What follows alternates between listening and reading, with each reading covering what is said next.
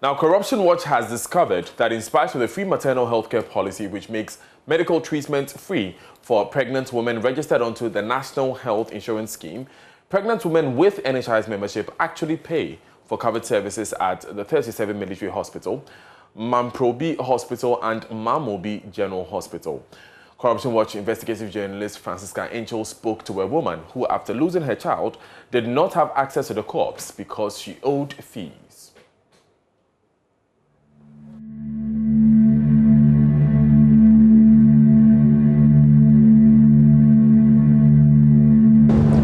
We inherited was cynically described as cash and carry.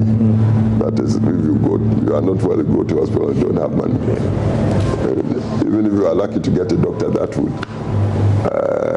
examine you and prescribe, it will be just a sheet of paper given to you, signed by him. Go and find the medicine. You can't buy it, you go and die. The cash and carry. And we said no. That shouldn't be the thing for the people. So we really worked to introduce the National Health Insurance Scheme. Along the way, we also added the free maternity care.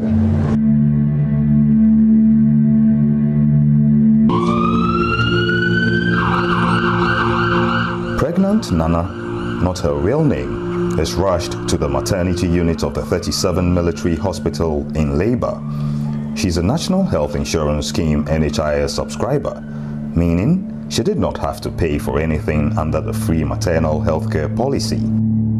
The free maternal healthcare covers maternal health services from pregnancy to delivery and through to postnatals.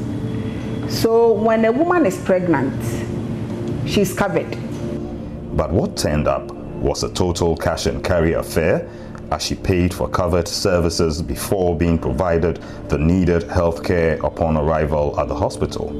So the health insurance doesn't cover drug This is private health insurance. It covers when you go for consultation, but not to buy the drug. It only covers consultation. Hey!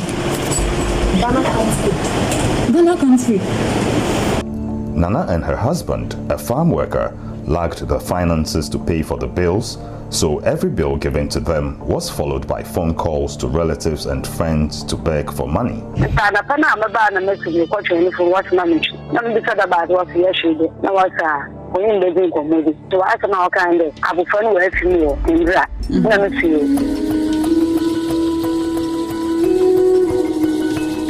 As if that is not enough, the grieving parents were then hit with another news of the body being detained till a 1,064 Ghana cedis 17 pesos being the cost of staying in the neonatal intensive care unit prior to the death is completely cleared before a death certificate and clearance would be issued for the release of the corpse.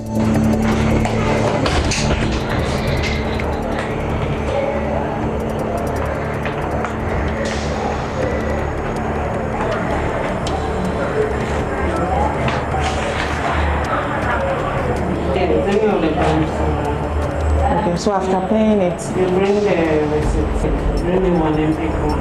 okay, They will give you the deserts. okay. The NICU bill was not the end of their trauma. While they grieved their loss, they were again confronted with where to find the financial help to settle the NICU and mortuary bills. That is not right. That is not right. That is not right. So if somebody is admitted to a ward and something happens or the patient couldn't make it, the facility is supposed to submit a claim for the period that the patient was there, the medication that was given, the diagnosis that was given, and the facility should submit a claim and National Health Insurance will pay. There shouldn't be any reason where a body will be held that they have to come and pay before the body is released to the relative. It is not right. Corruption Watch contacted the 37 Military Hospital for comments, but as at the time of filing this report, they had not granted an interview 6 weeks after submitting a request. And that's the unfortunate story of Nana. It's part of that longer documentary called Pay or Die.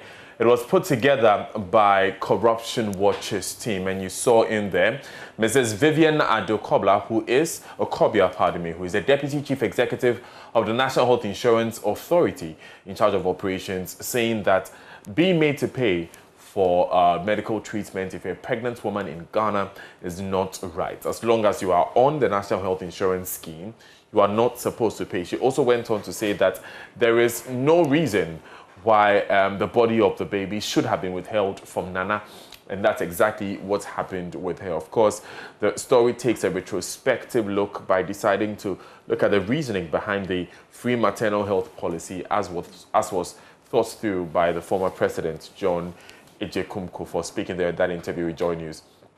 We will be airing that documentary later on this channel. We'll also be bringing you more excerpts, more highlights from it, and more reactions from authorities, as well as that reaction, of course, we are waiting to hear from the hospital authorities. It's not just the 37 military hospital.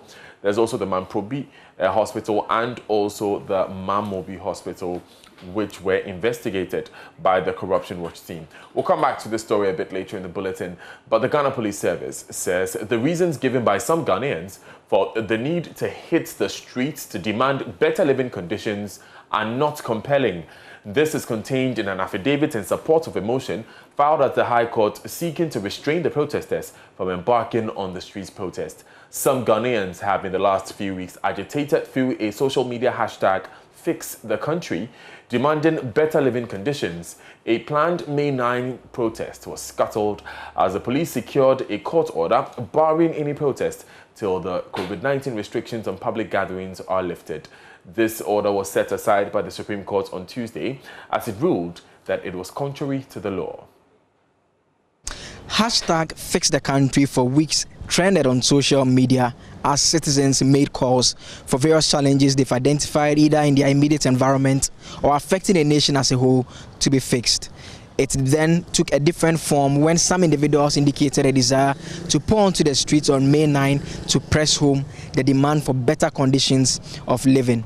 That May 9 protest did not happen as the Ghana Police Service on May 6 secured a court order barring the group from engaging in any street protest, with the order indicating that they are restrained until such a time that the appropriate authority lifts the restrictions on public gathering relative to COVID-19. The protesters took the view that that particular order was in error, as once they were not made parties to that particular application that led to a grant of the order, it meant that under law, the court should have granted the order to last for just 10 days. And so they brought the matter to the Supreme Court, asking that the Supreme Court intervenes and sets that particular order aside. The Attorney General's office disagreed and argued that that particular order, by operation of law, was to last for 10 days. And so despite the expression that suggests that it was indefinite, it was actually supposed to last 10 days. The AG further argued that it elapsed on May 16. And so as it stands now, there is no order in force requiring the intervention of the court to set it aside. The court, in ruling on the matter, the decision read by Justice Yawapel did indicate that that order was in error, as the position of the law is that it should have been granted for 10 days. And so the court proceeded to set aside those portions of the order that bar the group from protesting until such a time that an appropriate authority lifts the restrictions on public gathering. Despite this victory, there is still a pending case at the High Court. This time around, it was filed by the Ghana Police Service on notice, meaning that the protesters have the opportunity to argue, and that particular case is also seeking to restrain them from embarking on a street protest. But that case has been adjourned to June 14 at the High Court, where the court is supposed to hear legal arguments as to why it should grant an order barring the group from engaging in a street protest. But for now, there is no order in force stopping the street protest. A pending case, however, remains outstanding. Reporting for JoyNews from the Supreme Court, my name is Joseph Akable. Now, the Ghana Police Ghana Police Service, however, in a statement shortly after the ruling, warned against anyone attempting to protest, saying there is a pending case at the High Court. JoyNews had secured copies of the documents filed by the police service at the High Court. And my colleague Joseph Akable, who just brought us that report, has that statement. He joins us with details. Joe, what reasons does the police say are not compelling?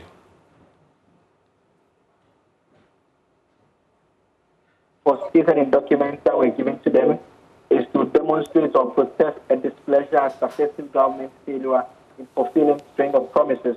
And the police service says that this is not a compelling or urgent reason to warrant the organization of an event that it believes will be a super spreader for COVID-19. And so they are urging the court that the court should restrain the organizers from going ahead with the protest.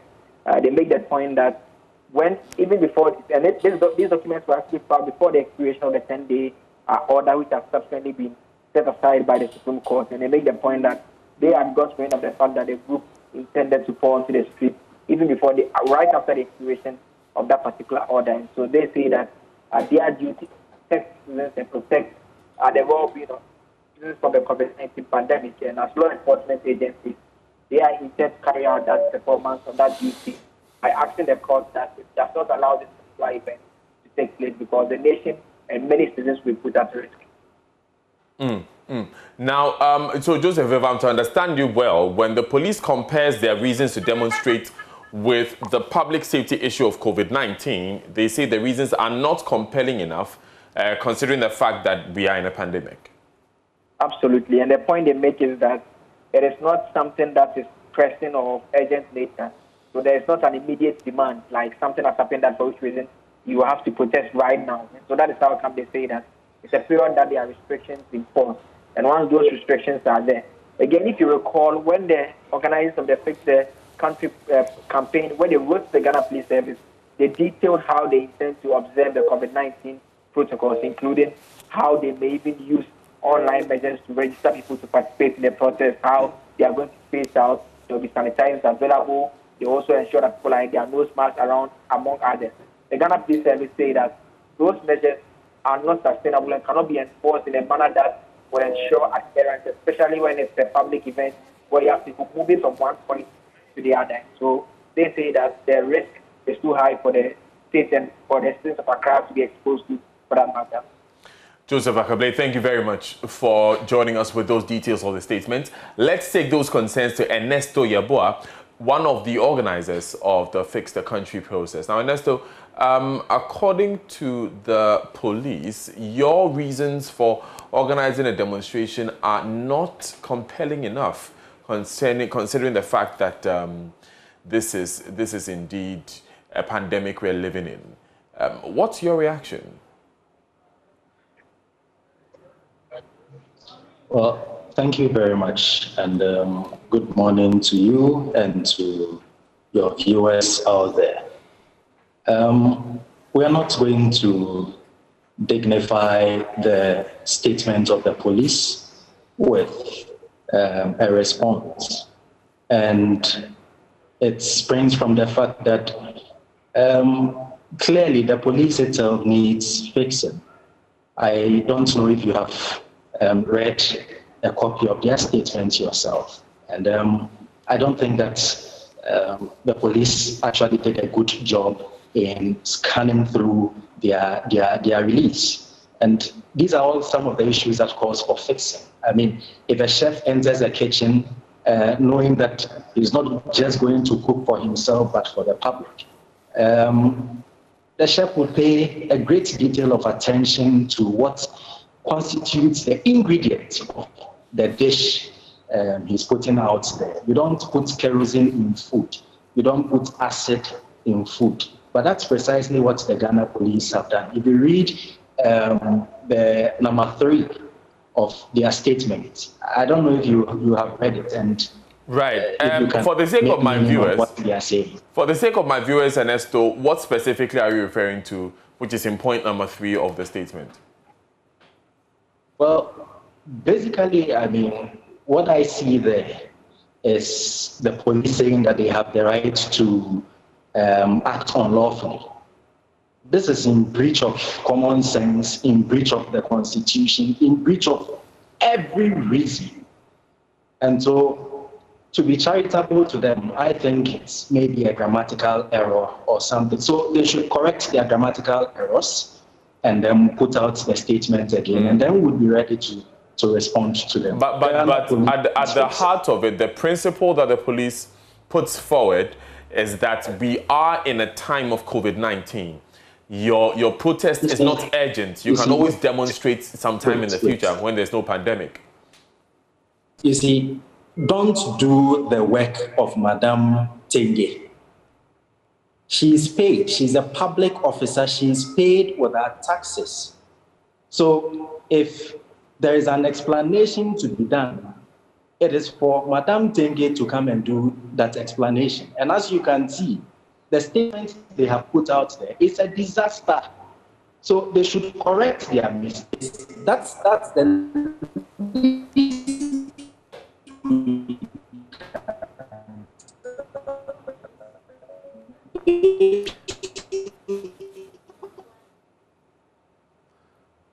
Unfortunately, we seem to have lost Ernesto Yeboah Zoom. We'll try and re-establish that connection and then complete the conversation.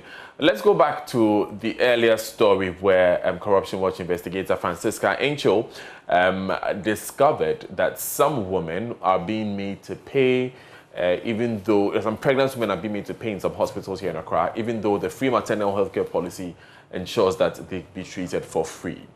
Francisca has joined us via phone. Francisca, what was the motivation behind this piece, getting this piece? Okay, so the motivation was about a case I was handling somewhere last year where a young lady was on admission at the hospital. She had a baby and then was having financial difficulties. She couldn't even buy the necessary things she needed at the hospital, not even the parts she needed immediately after having the baby. And so things were really bad. So I needed to step in and then get help for her to go through the process. And so I contacted a few friends who I know raise funds to help people. And I even contacted Joshua Sigo to help through Adom FM to be able to raise some funds to assist the lady. So as we were in the process of raising the funds, a friend of mine called that she's gotten somebody who is ready to fit the entire bill. And so she needed the contact of the girl to contact her so that they can go and reach out to her. I was there when she called me back and said the call didn't end well. When she called, she was told the lady had passed on. And so that was when it hit me, and then I was like, possibly I could have helped earlier. Maybe if I was able to get her the needed help earlier, it would have made a difference. And this kept haunting me, and at a point I decided that, no, let me pitch this up with my bosses and see if they will support for me to investigate this thing, because I know that once you have an NHIS card, you shouldn't go through some situations in the hospital. Having a baby shouldn't be this messy for anyone. No one should end up in such a situation. And so I pitched it up with my bosses, and they all had interest in it. They gave me the budget and everything. And then we hit the road and started this investigation. Okay, now you looked at 3 hospitals, 37, Mamobi and Mamprobi. Why those hospitals in particular? It's actually not 3. There are 6 hospitals. The 3 is just the part 1. So we'll be bringing the part 2 also. Okay. Yeah, so we picked the hospitals based on, once we had a case, which was our case study that we wanted to use to start the investigation. What we did next was to speak with women to find out where they have their babies and then find out how the situation is there. So after speaking with a number of women, we identified that the complaints of payment were prominent in some particular hospitals. So we decided to just randomly pick those hospitals that have been mentioned on a number of occasions by different women. And so that was how we arrived at picking those number of hospitals. Does it then mean, Francisca, since you investigated this, that there are hospitals in Accra or anywhere in the country which are sticking to this free maternal health care policy, hospitals which are not charging women who come and are pregnant? That one, I can't really tell. But one thing I can say is that if we randomly select 6 hospitals, and out of the 6 hospitals, no hospital was giving the free maternal health care, then I doubt if it will be present in any hospital. I doubt if any hospital is giving it for free. Right. It looks like there's a general policy issue there. Could it be then that it's because the NHIS is not paying or it's not paying in time, or the hospital could be in financial constraints? Interestingly, when we were done with the investigation and then I went for the official interview, NHIS says they've been paying their claims. The last claim they did was in September, and then they said the following week after that interview, they were making other claims as well. So according to them, they are paying up their claims. I wanted to verify the claim of NHIS when I went to interview the hospital. And the hospital directors actually confirmed it, that indeed NHIS have been paying it. And the hospitals, most of the heads of these hospitals were not even complaining about they not having enough money from NHIS. They were rather denying that charges of that nature was happening in their hospital. Okay. They were all insisting that, free maternal health care is actually happening in this hospital. Okay. And yeah, some of them, that was what they were doing. And then a few of them were saying, no, it covers this, it hasn't covered this, and trying to give you the notion that they don't really understand exactly what the benefits are. But then when you speak to NHIS, they also told you that it is not possible for any hospital to claim ignorance because they give you every needed document to embark on this free maternal health care policy. And moreover, they've been having periodic meetings with the heads of the hospitals and updating them and giving them the needed education. So it wasn't possible for anyone to claim ignorance. Right. Francisca, great work there. When is the second part airing, and what's next for you in terms of Hopefully, the story? we'll be airing the part 2 next week, Monday. Okay. What's next in terms of the story? Where do we go from here? We are going to petition all the stakeholders of this particular policy. So we are going to petition the Ghana Health Service, the teaching hospitals. We are going to petition Ministry of Health. We need to petition even Parliament because in the course of this investigation, when I was doing the interviews, one hospital actually accused Parliament of endorsing their charges. And so we are going to petition Parliament as well. Right. Thank you very much, Francisca Enchel, for joining us on this one. Our interview with Ernesto Yaboa. He's joined us via phone. Ernesto, pardon us. It looks like we had a poor internet connection earlier. The question I was asking, though, when we were cut off was that in spite of the fact that there may be some mistakes that you have identified in the police statement, the people of Ghana still want to know your response to that sentiment. Can't you wait? I mean, if you're going to have a demonstration, can't you wait till it's safer?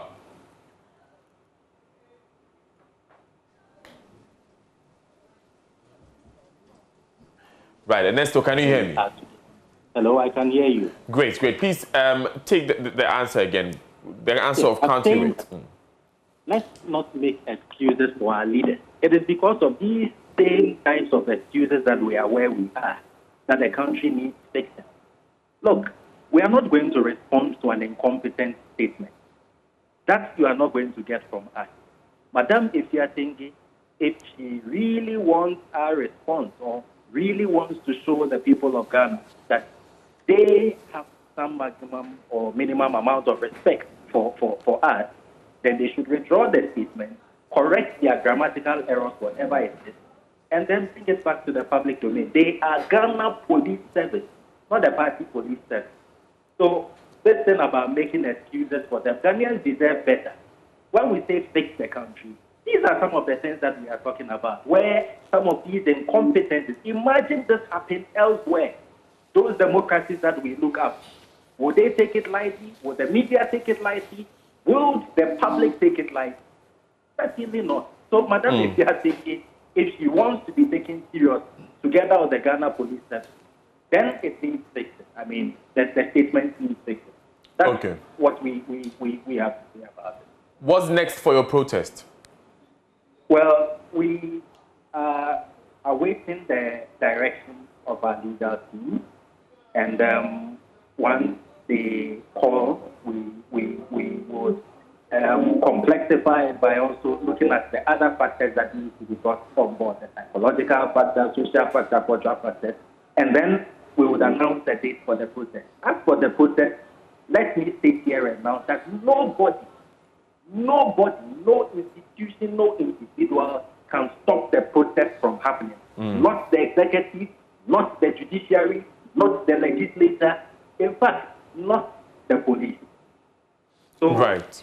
The public should be, rest assured that we are certainly going to announce the date of the protest, and all who want to follow and be up to date on information can check our website, Fix the Country, or on Facebook and other social media. Right. Ernesto Yeboah, thank you very much for joining us. He's one of the organizers of the hashtag Fix the Country protest. Away from that story, Asin North Member of Parliament, Joe Jachikwesen, is yet to be served a week after the High Court in Cape Coast ordered his service, notifying him of his lawyer's withdrawal from the case. Counsel for the Member of Parliament, Abraham Amaliba, wrote to the court, indicating his withdrawal from the case. Based on that, the MP Joe Jachikwesen is expected to search for a lawyer to represent him after he's been served, so he would be represented in court. But it turns out that the Express Mail Service, EMS, relied on under the facilitation of Mr. Amaliba, failed to carry out the court order. Richard Kojonyako was in court and has more in the following report. In court on Tuesday, Mr. Amaliba, who was earlier tasked by the court to facilitate the service of the MP for Asin North, told the presiding judge, Justice Kwesi Boakye, the Express Mail Service, EMS, that was used by the bailiff to serve the MP suffered some setbacks, and as a result, the bailiff in Accra that was supposed to deliver the notice of service to the MP has been unable to do so. Mr. Amaliba consequently hauled the representative of the EMS to the court for him to explain why he was unable to effect the service. In the course of the interrogation of the EMS official, the presiding judge announced to the court that the MP has petitioned the Chief Justice to intervene, and the court would have to adjourn proceedings to wait on the directions by the Chief Justice on allegations of bias that has been raised by the MP against the judge in the petition. Representative of the petitioner, Richard Techimensa, says the MP and his lawyer could have saved them the back and forth if they want fairness and justice to take its course. I find it a bit weird in the sense that it was the first respondent, Mr. James Jachikwesen, who engaged the services of lawyer Abraham Amaliba.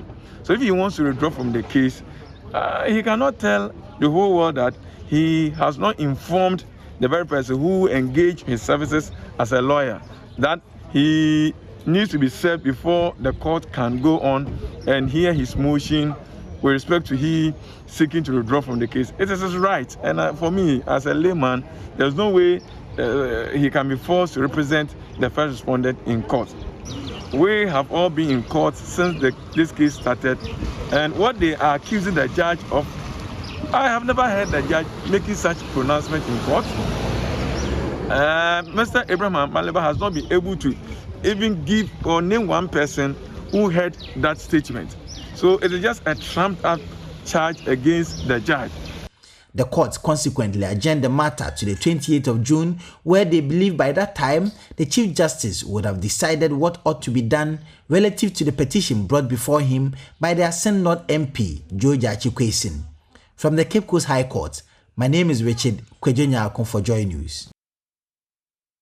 You're live on JoyNews desk with me, Daniel Dazi. Now, the Minority Caucus in Parliament is addressing the press on the Chief Justice's invitation for the General Legal Counsel to investigate the alleged statement made by the MP for Bolgatanga East, Dominic Akuritinga Ayine. Let's bring that live briefing being addressed by the Minority Leader in Parliament, Haruna Idrisu. To an invitation originating from the Office of the Judicial Secretary requesting the Disciplinary Committee of the General Legal Counsel to investigate alleged statements made by the Honorable Dominic Akuritinga Ayine, the NDC Member of Parliament for Bolgatanga East Constituency and Chairman of the Subsidiary Legislation Committee of Parliament and former Deputy General and Deputy Attorney General and Minister of Justice over some comments the Honorable Member is alleged to have made at a panel discussion hosted by a civil society group, the Center for Democratic Development, CDD, on the theme Presidential Election Petitions and their impact on Africa's democracy. We understand that the Chief Justice's petition is based, in our view, on hearsay. It states his attention has been drawn to statements allegedly made by Dr. Dominic Ayeni during a panel discussion on presidential election petition and their impact on Africa's democracy. He submits a Joy FM report of the panel discussion. That's the very reason why I've described it as something based on hearsay.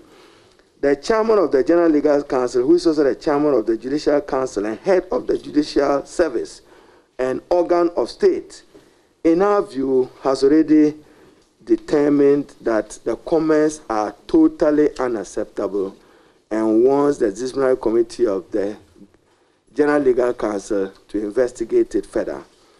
It is against this background that we in the minority find the invitation to be in utter bad faith and meant to be an attack on free speech on Parliament as an institution and also as an affront to democratic and academic freedom. This invitation must also be seen to be an attack on freedom of expression and is only deepening growing concern about the creeping culture of silence in our country, which is gradually lingering its ugly head on our democratic dispensation, and therefore a grave threat to the sustenance of democracy in our country. In our view, Dr. Ayeni was speaking as Member of Parliament, Chairman of the Subsidiary Legislating Committee of Parliament, and not only as a lawyer. I emphasize, he's Member of Parliament, he's Member of Subsidiary Legislation Committee of Parliament, and Chair of the Subsidiary Legislation Committee of Parliament. He has a duty and responsibility as Member of Parliament and Chairman of the Subsidiary Legislation Committee of Parliament to speak to the public on matters of public interest, as he did at the forum on the presidential election petition and its impact on Africa's democracy. Why must the tangential fact that he is a professional lawyer deprive him of his right to free speech? I ask. First, as a citizen of Ghana, secondly, as Member of Parliament, and thirdly, as Chairman of the Subsidiary Legislation Committee of Parliament. Probably even if he made these comments on the floor of Parliament, he would have been covered by privilege. And therefore, it will also raise a question whether his privileges are not being disrespected if he was speaking in his capacity as Chairman of the Subsidiary Legislation Committee. The Chief Justice's position, in our view, is an infringement of Dr. Ayeni's right to free speech on all scores and intended to render him ineffective as a representative of the constituency and as Chairman of the Subsidiary Legislation Committee of Parliament. It must be observed that this is the first time that any Chief Justice in Ghana's history is descending into a matter of discourse to prevent a Member of Parliament and a lawyer from freely expressing his right to free speech in a matter that is not pending in court, but arising out of a judgment of the Supreme Court. Could this be fighting a proxy electoral battle on someone's behalf? And I emphasize it. This is post-judgment commentary. And therefore, when the Supreme Court rules, are we not allowed to critique the judgment? Are we not allowed to discuss the judgment? Are we not allowed to analyze the judgment? And therefore, Dr. Ayeni is a respected academic and legislator and was making one of those comments in our strongest view as his contribution to deepening democracy, the rule of law, and enhancing the frontiers of jurisprudence generally. Rather than an attack on the judiciary, we therefore consider the petition a disproportionate interference with his right to freedom of expression and therefore not necessary for our democracy. It is tried knowledge that practitioners are restrained from commenting or making any prejudicial statements relating to pending matters before the courts, but they are free to critique the judgments after their delivery. Indeed, there is record.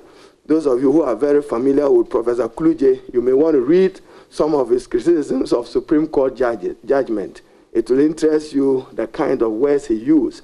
Those of you who are familiar with Dr. Pimpong Buta, former Director General of the Law School, it will interest you to read his critique of some of the judgment emanating from our court. They both expressed strong views. The judgment was now in the public domain for scrutiny. The case was therefore no more pending at the time of the panel discussions. The fact that Dr. Ayeni appeared before the court for contempt and was cautioned is no bar for him to hold opinions and to express them after the presidential petition elections case was decided. We believe strongly that attacks on free speech and freedom of expression can create a crisis of confidence in our democracy. For us, the viability of our democracy hinges on freedom of speech. Indeed, freedom of expression is the building blocks of democracy. The Chief Justice finds the alleged disparaging comments totally unacceptable and would like the General Legal Counsel to investigate this matter further. Is it not the case that judgments of the Supreme Court are in the public arena, as I indicated, open to discussion, criticisms, analysis, and intercourse? And this probably was one of the objectives of the CDD's roundtable discussion. So even if you are charging Dr. Ayeni for this, are you going to proscribe CDD and are you going to punish CDD for providing the platform in this? That can be worrying as to how our democracy is looked at by international partners and observers of democratic practice throughout the world. We note with satisfaction the CDD's credentials and their contribution to the evolution and development of multi-party constitutional democracy in Ghana. Indeed, their record is a proud one in terms of their contribution to democratic development of our country. Dr. Ayeni's standing to make academic commentary or criticisms of a judgment delivered by the Supreme Court and by extension expressing an academic opinion on the independence of the judiciary. We therefore conceive Dr. Ayeni's comments seeking to improve the administration of justice. He probably shared those views as his contribution as to how Ghana can further deepen its democratic practice, improve the functioning of its democratic institutions. We consider the actions of the Chief Justice a restriction of political speech or on debate on matters of public interest. The hostility emanating from the Chief Justice's office will only negate Dr. Ayeni's right to free speech and undermine Ghana's standing as a beacon of democracy that respects the values and ethos of democratic practice. We are therefore calling on the Chief Justice to reconsider his requests for Dr. Ayeni to appear before the disciplinary committee of the General Legal Counsel to investigate the alleged statements in the interest of peace, national unity and cohesion, and more importantly, to safeguard our democracy. I thank you very much. We are free.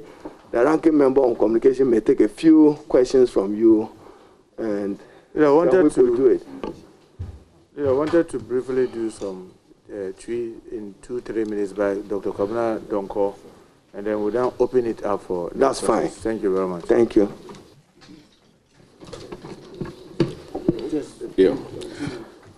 Sremo dear, ye penny kaye, our ye Honorable Haruna Idrisu, minority leader, ye maybe bonnet tofa.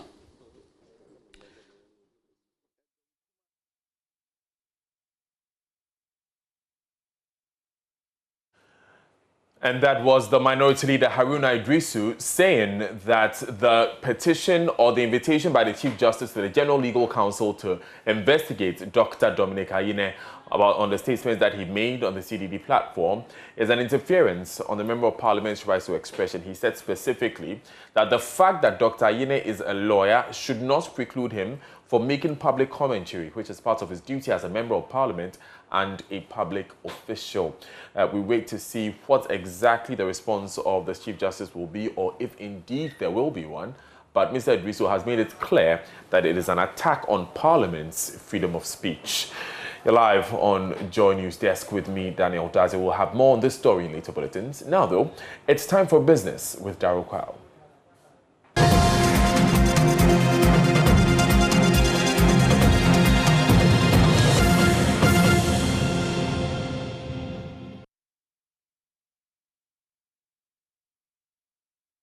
Good morning, welcome to business. My name is Daryl Kwao. The Minister of Finance, Ken Ofori-Atta, is challenging the media not to just accept allegations of corruption against government officials, but demand proof.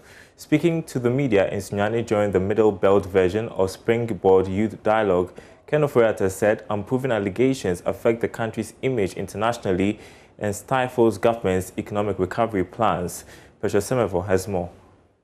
The Springboard Youth Dialogue for the youth in the Middle Belt of Ghana, held in Sunyani, was under the theme Repositioning, Bouncing Back from COVID-19 and Financial Opportunities.